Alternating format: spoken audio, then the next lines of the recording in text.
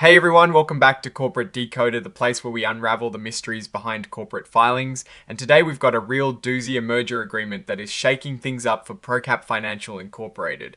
Prepare yourselves because we are diving deep into a deal that could change this company's future. So what exactly is happening here? ProCap Financial Incorporated, often just called ProCap Financial, has signed a big deal, a merger agreement. This means they are planning to buy another company called CFO Sylvia Incorporated. Think of it like ProCap Financial is a bigger fish swallowing a smaller fish. This merger is happening because ProCap Financial wants to get its hands on CFO Sylvia's special technology. CFO Sylvia is all about artificial intelligence or AI for financial uses. They have built some really cool tools that can gather and look at financial information from all sorts of investments and then give people smart insights and analysis automatically. This technology has been quite popular since it launched on the market. The date for this agreement was the 8th of February 2026. It is a pretty complex agreement with a lot of parties involved, including the company itself, Sylvia Merger Sub Incorporated, which is basically a shell company created by ProCap Financial to do the buying. CFO Sylvia Incorporated, the company they are buying, and some sellers named Inflection Point Incorporated and Shane Knorr. Shane Knorr is also acting as the representative for the shareholders of CFO Sylvia. The plan is for Sylvia Merger Sub Incorporated to merge with CFO Sylvia, meaning CFO Sylvia will become a part of ProCap Financial. The goal is for this whole thing to be seen as a reorganization by the tax people, which can be good for everyone involved. Now, when a company does something this big, it has to tell the US Securities and Exchange Commission, or SEC, and that is why we're looking at this document called a Form 8.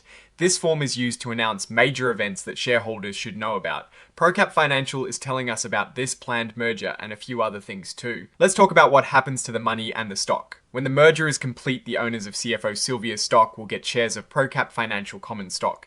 They will also get some extra payments if certain conditions are met, which is called earn-out consideration. Some of the payment will be held aside for a year to make sure the sellers fulfill their promises. The shares given out in the merger will also have some restrictions on them, like they can't be sold right away. This is called a lock-up period. There is also a part in the deal about earn-out shares. If the price of ProCap Financial stock hits $9 or more on certain dates, then the company will issue more shares. But there is a catch for Mr. Knorr. If he wants these extra shares, he needs to keep working for the company and be in good standing. This earn-out thing can only happen once, and it ends after a certain time or when the shares are given out. This filing also mentions something called safes. These are simple agreements for future equity. It seems like some people had these agreements with CFO Sylvia, and when the merger happens, these safes will be cancelled. The people who held them will get a part of the deal money and any earn-out shares. It sounds like they are giving up their old agreements to get new ones as part of this larger deal. The company is calling these safe termination agreements. But wait, there is more. ProCap Financial also did something else on the 9th of February 2026. They bought back some of their own debt. This is called a notes repurchase agreement. They bought back about $135 million worth of their convertible senior secured notes. They paid about $119 million in cash for them. This means they are reducing the amount of debt they owe. After this repurchase, about $100 million of these notes will still be out there. Now this is interesting because ProCap Financial has a rule that they have to keep a certain amount of collateral for their loans. They use Bitcoin and cash for this collateral. Right now they have about 2,800 Bitcoins and $145 million in cash, which they say is enough to meet their requirements. They mention that this mix of collateral can change depending on market conditions, especially the price of Bitcoin. They also say that this repurchase was done according to their rules, and they are still following all the agreements even after buying back their notes. The company is also saying that this repurchase of notes is being considered a completion of an acquisition or disposition of assets, which is a standard way to report these kinds of financial moves. And about those shares ProCap Financial is giving out for the merger, they are saying, these shares are not registered with the SEC. This usually happens when companies sell securities to a limited number of people or in private deals where they follow specific rules to not have to register them with the public. Now let's talk about people. Shane Knorr, the seller we mentioned earlier, the guy involved with CFO Sylvia, will actually be joining ProCap Financial as their Chief Technology Officer or CTO once the merger is complete. This is a pretty important role. He'll be getting a good salary of $700,000 a year. He'll also be eligible for bonuses, and he is getting a one-time signing bonus of $5 million. That is a lot of money. He is also likely to get restricted stock units worth about $4 million that will become his over 4 years. This employment agreement also details what happens if Mr. Knorr leaves the company or if the company lets him go.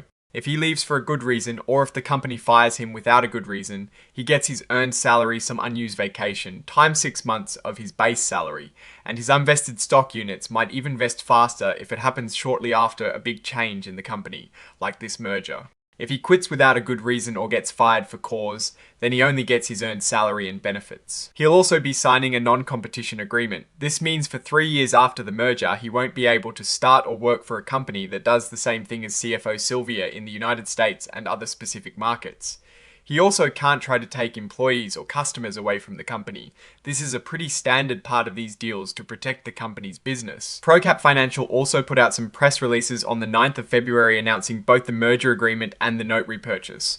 These are important for transparency to make sure everyone gets the same information at the same time. The company is also talking about its business strategy. They originally filed a registration statement back in January 2026 talking about their focus on financial products and strategies related to Bitcoin and technology.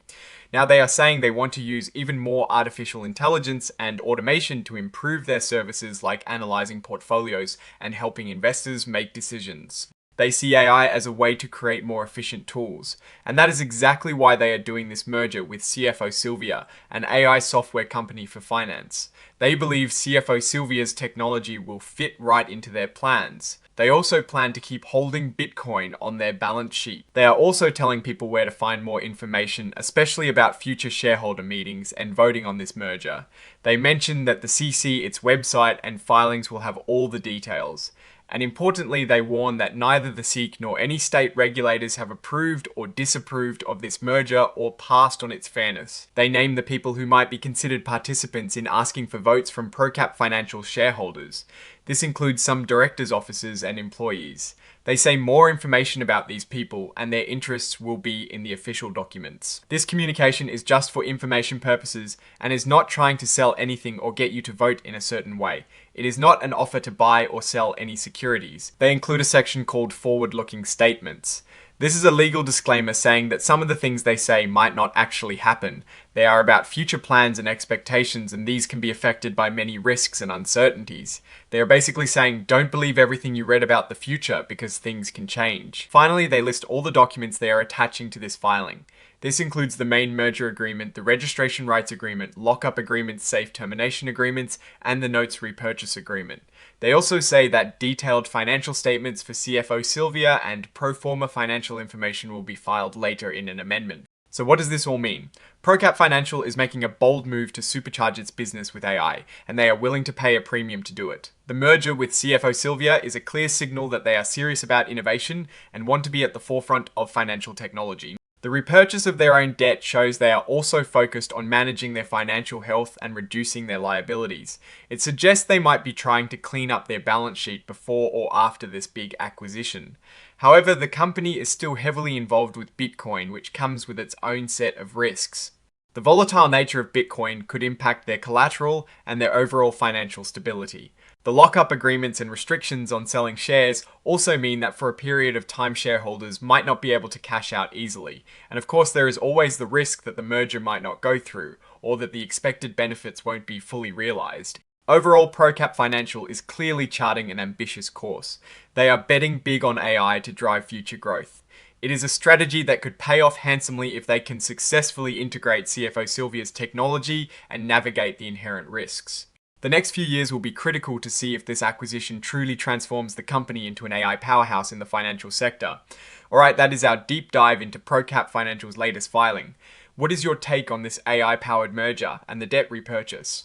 Do you think this is a smart move for ProCap Financial? Let me know your thoughts in the comments below. If you found this analysis useful, hit that like button, it really helps us out. And if you want more breakdowns of complex corporate documents, make sure you subscribe. Don't forget to join our Discord community, linked in the description for more exclusive content and discussions. Thanks for watching Corporate Decoder, and we'll see you in the next video.